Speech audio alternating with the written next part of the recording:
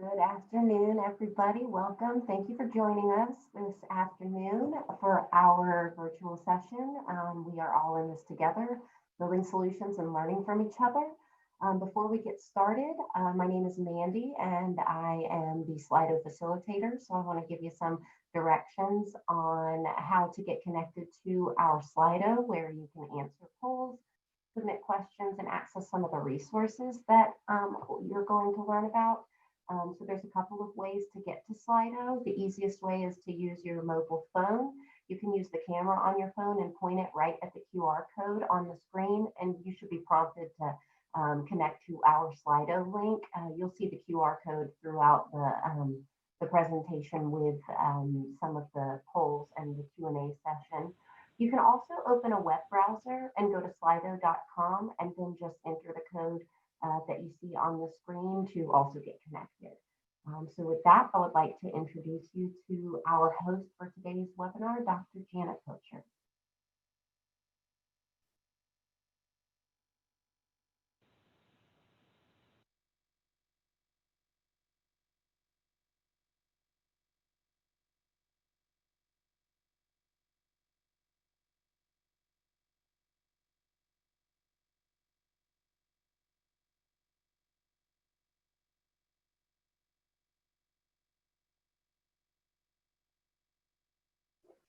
And I think we may have to work through some technical difficulties to get that connected. We'll work on that.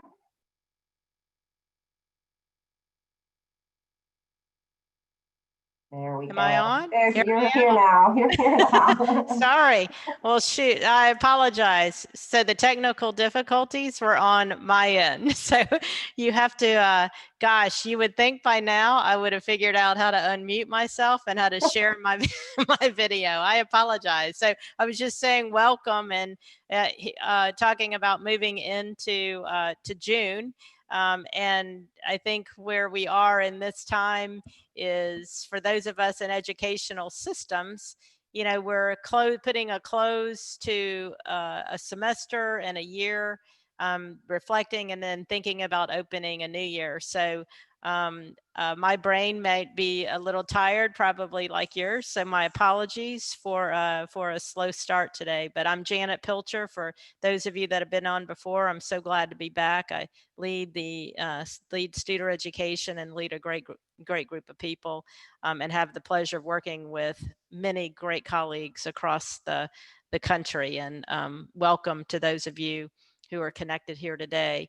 And the topic today is talking a little bit about, we're all in this together. You know, what can we learn from each other and what can we continue to do to connect with each other? So, you know, as an agenda, when I was thinking through this and trying to be really reflective on this topic, you know, where do we start? I think that's the first part. And then I just started posing some questions that I feel like all of us could answer as we are leading at this time. And I'm putting myself in this, you know, as much as I'm providing the material today for us to talk about and to ask questions about, you know, as a leader, I'm in this with you all too, really trying to figure out how to manage the transitions in a new time. So learning with you more than anything. And then the last thing is just kind of closing with just my learning, and I think yours too, is people want to be together and be in this together.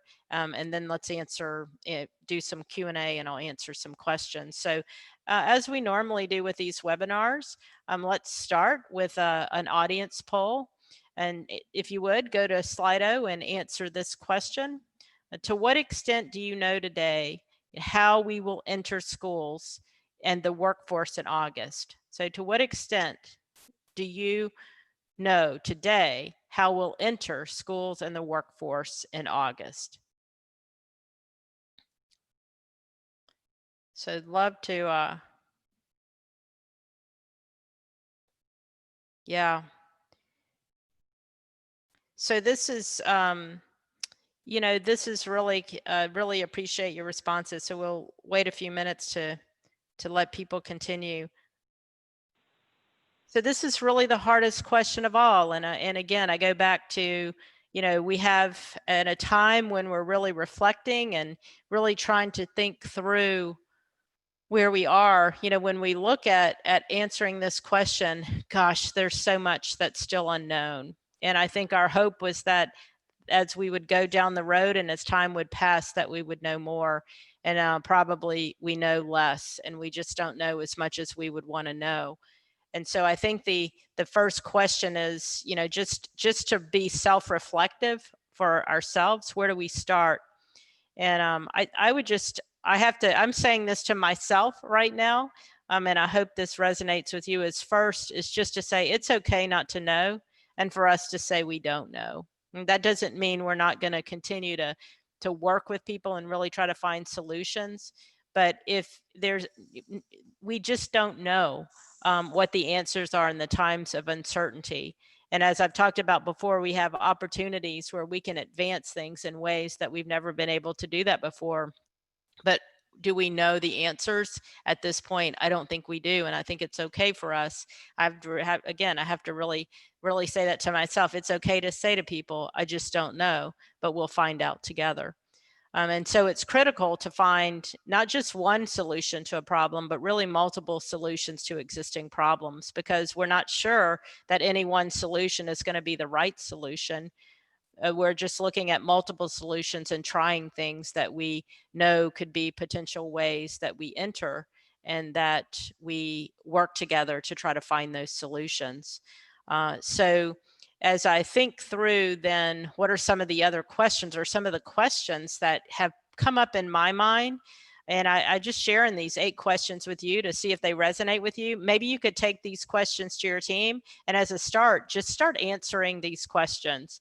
And I start with this because we live in Pensacola, Florida, as many of you know, and so when we in hurricane season, which started yesterday, by the way, we always in hurricanes we use this term called we just hunker down. We just hunker down and wait for the hurricane to pass. And so I started thinking about the hurricane as a crisis and a catastrophe in some ways. And what do? We hunker down. And so I started asking myself, did we really hunker down here? Or are we really pressing reset? And so I think what we're really focusing on is maybe we have hunkered down to a certain extent. But what's on us right now is we have to press reset. And even though we don't know the answers, we're pressing reset to continue to move on. A second question is, do we know the measures that matter, and are these measures driving our decisions? And for those of you that know me well, I'm always going to ask this question, and I'll ask it again toward the end of the end of the slides today. But do we know the measures that matter, and are we measuring? Are these decisions driving us? So regardless of the type of situation we're in, what are those measures that matter? And I believe, and what we're finding, and as we are beginning to work with partners and colleagues all over the country, those measures are going to change a little bit, and we really need to talk about them and focus on them. Are we ensuring we have a highly focused operating systems to carry out core business so that we can build the adaptable changes that we need? I think we probably learned this more than anything. If we had good operating systems, our jobs were easier with that transition. If we didn't, they became really difficult. And so one of our reflections this summer, and as we move into June and July, is how well are operating systems working? Do we have the right ones, and can we make decisions that really build that infrastructure in place? The fourth is, do we have a process for engaging others in collective thought and conversations to solve problems? So this is really how are we all in this together? It's going to be collective conversations and continued dialogue. If we have a process set up, or we create a process, it makes that easier for us. And if we don't, then probably one of the first things we need to do is make sure we create that process. The next question, are we communicating? And this was one of the first webinars that I did in terms of communication, but gosh, it's become so important. Are we communicating shorter messages more often to all the relevant stakeholders? And are some of those messages being communicated by that top executive? As I've worked with superintendents and presidents and executive leaders around the country, there's nothing there's nothing more important at this time is the right messages coming from that top executive. So we're pressing hard pressing hard to ensure that that occurs? Are we reflecting on the past several months, to learn what not to do and what to do more of? And so as we begin to write, as we've been writing our reentry toolkit where we're working with our partners, part of the beginning stage is setting those measures that matter and really looking back on what have we learned from what we've done? What are we doing well? Where can we improve? And are we analyzing various scenarios? So here's the interesting part about the answer to that question, where we're kind of on the low end of we're just so uncertain. Because we're uncertain, we can't say we have this scenario and we're moving forward with this scenario. Maybe as we get closer, that'll be more defined. But we're really having to manage through multiple scenarios and problem solve through multiple scenarios, because one day could make that what we think is certain uncertain. And that's what we know in these truly uncertain times. And last, are we prepared to run our organizations balancing stability, having efficient and reliable organizations and operations with agility, where we're able to be adaptable and flexible to achieve excellence? So if we both are important, and if we're running, of what I've learned, when we're running efficient and reliable organizations and really focusing on building that foundational component, our opportunity for being adaptable and flexible becomes more. It gives us more opportunity to take the risk that we need in order to try things, because we know we don't have the answers in those uncertain times. I hope these questions are helpful. I just continue to come back to them and share these with your team. Use them for an opportunity to pull people together. These are just questions that help us get all people in this together and figure out, or ask people, how would you answer this? How should we answer this? How can we learn from answering these questions? So I hope this will be a great resource for you as you begin to talk to individuals that are leaders and people who you count on and rely on in your organizations. So let's shift a little bit to looking at our organizations and really looking at that collective conversation and pulling us together. So take a few minutes and answer this question. To what extent is your organization including more rather than fewer employees in conversations to create new ways of doing things? Okay, take a few minutes and answer that question, and let's see where we get.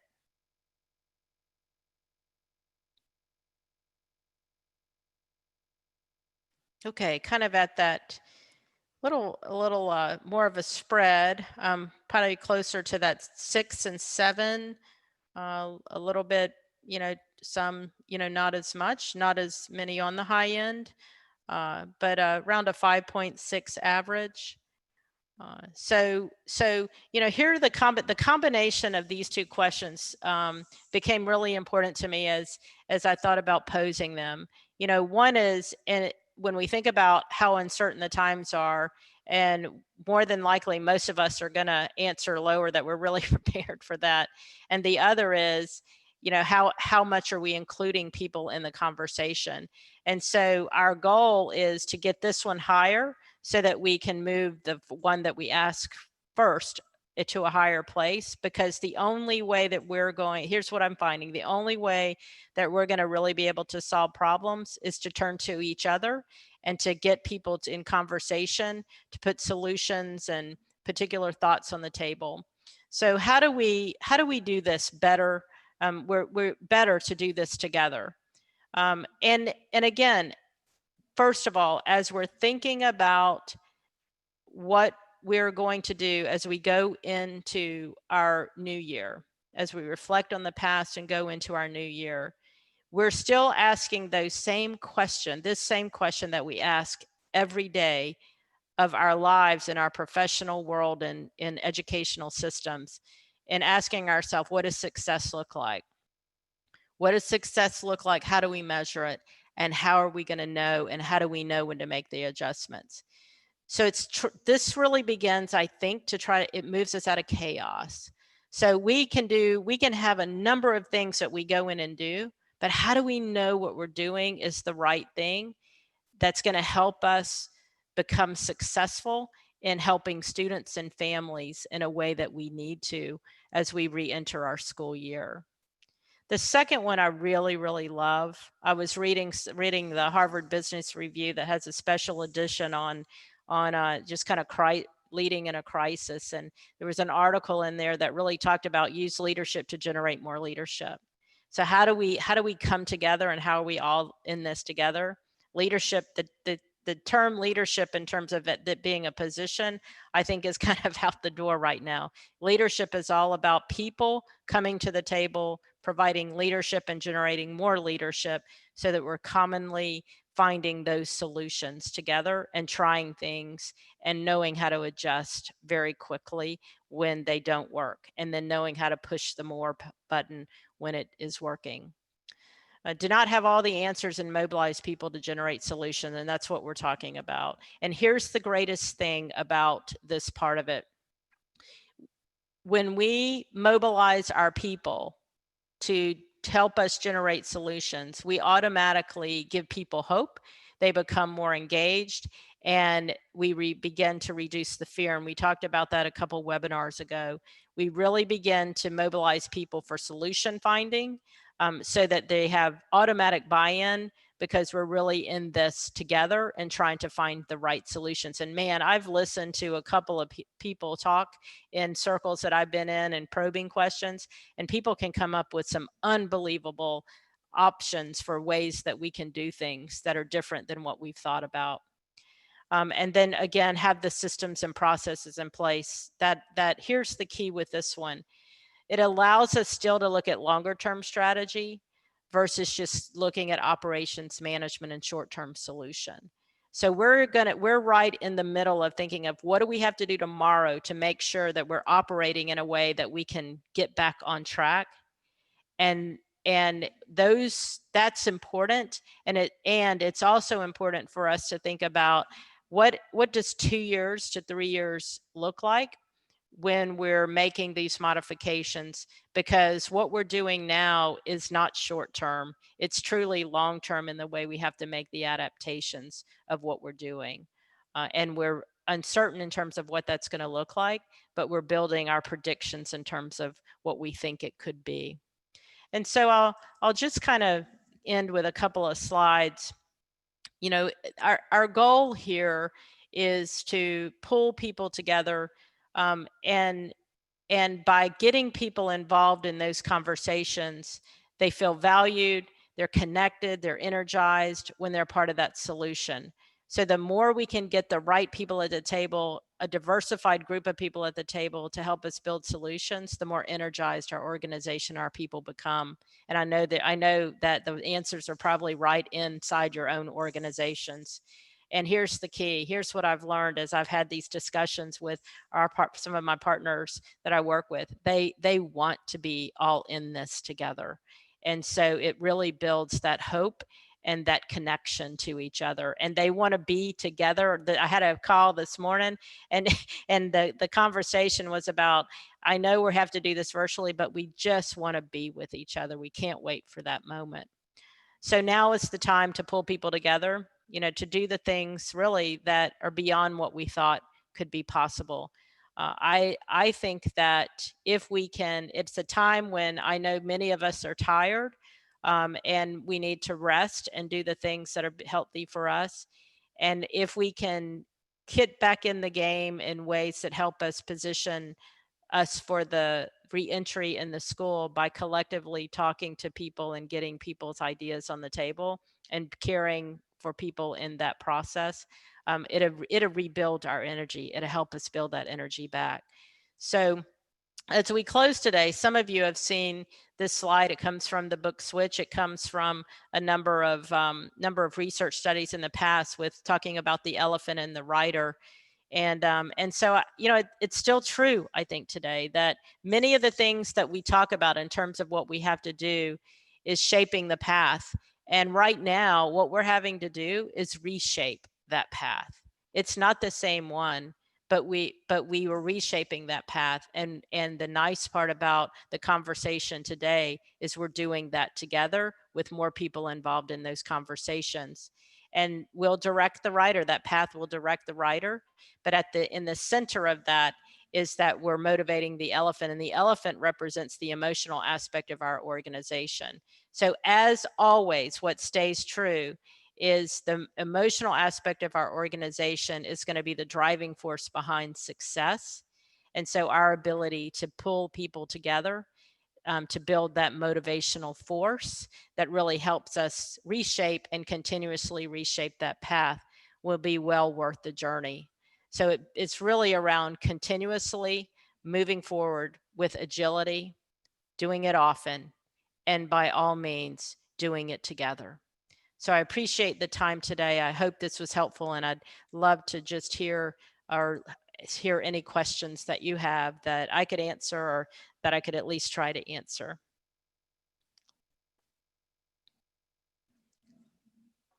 So here's one. So of the 8 questions you presented, if the answer is no for some or all, what is the first priority?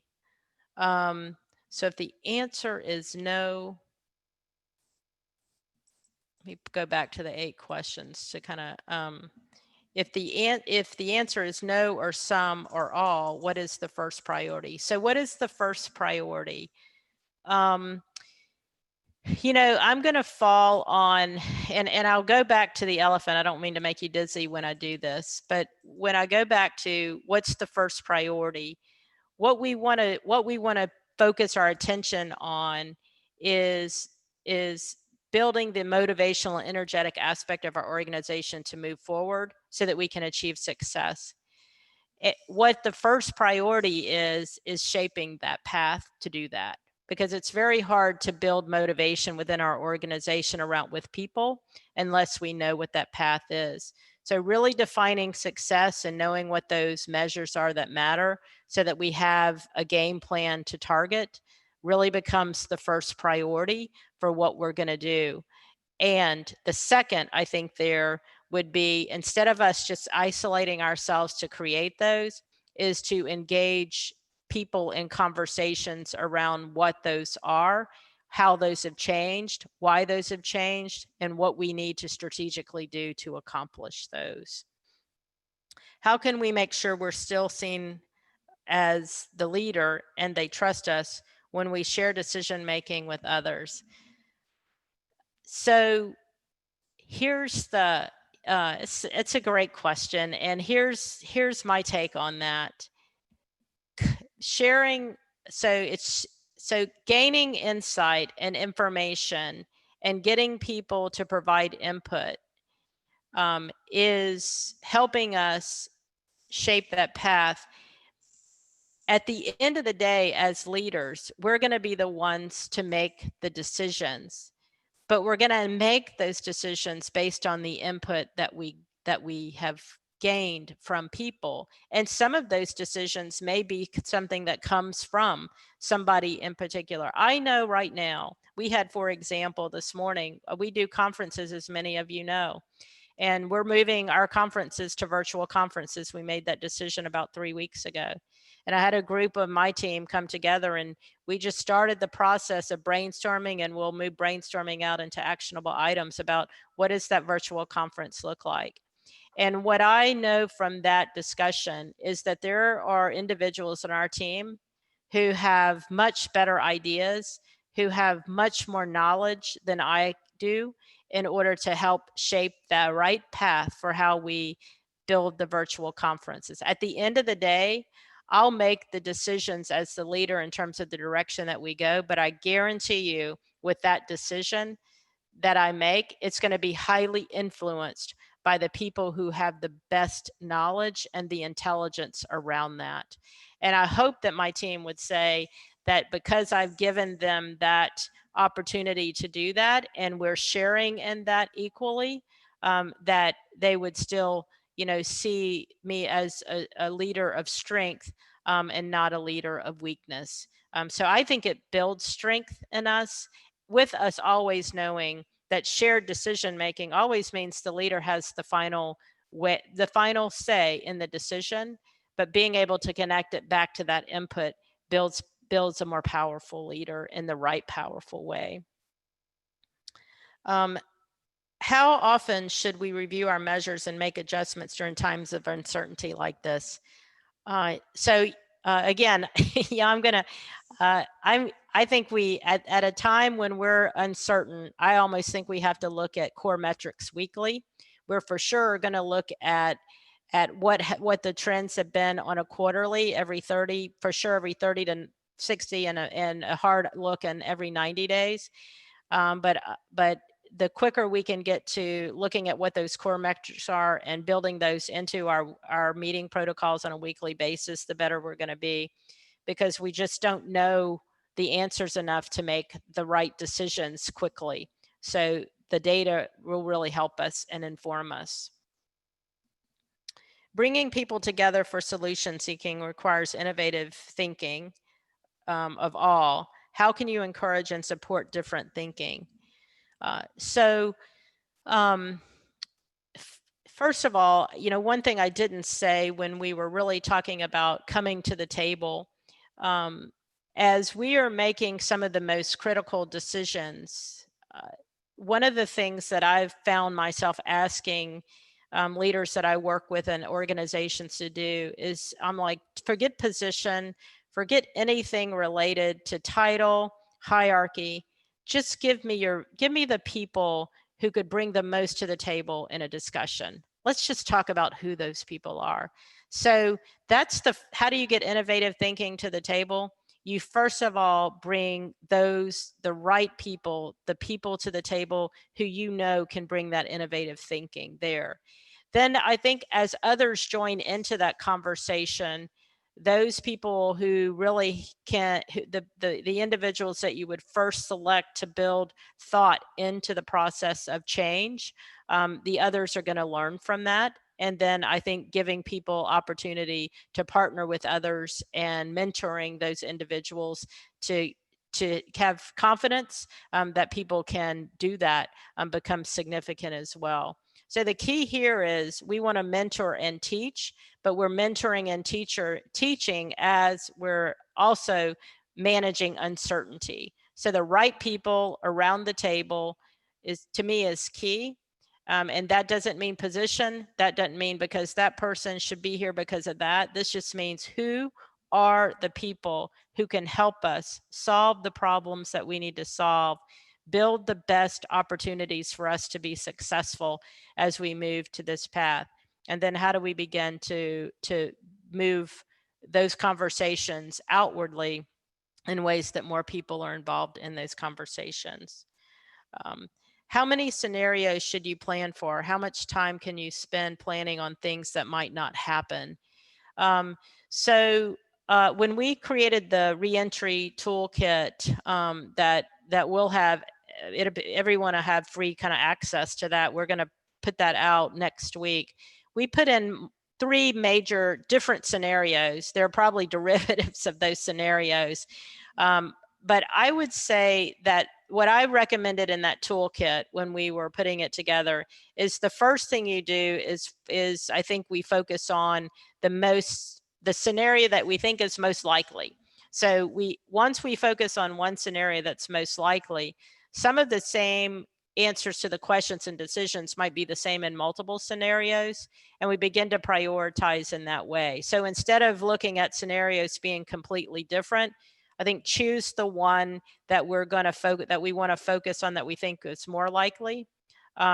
Or choose the other thing I've kind of talked to is maybe we choose the most difficult one and the one that would give us most information. And if it's a scenario that's not as difficult, then we're pulling that out. So for example, if we're going back into schools, to me, and you might think differently, but to me, the most difficult situation is some type of hybrid approach. And I mean difficult, but in terms of organizing and really building the management aspect of that.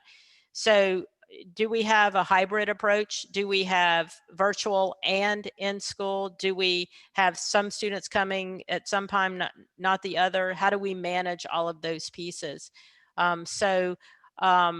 Whatever way you think is most practical, most reasonable, and the difficulty level involved in doing that hard work, at some point a decision is going to be made. Either you're going to make a decision or somebody's going to make that decision, and we can pull from that hard work to really build that plan that's going to be executable when that time comes. So I hope that's helpful.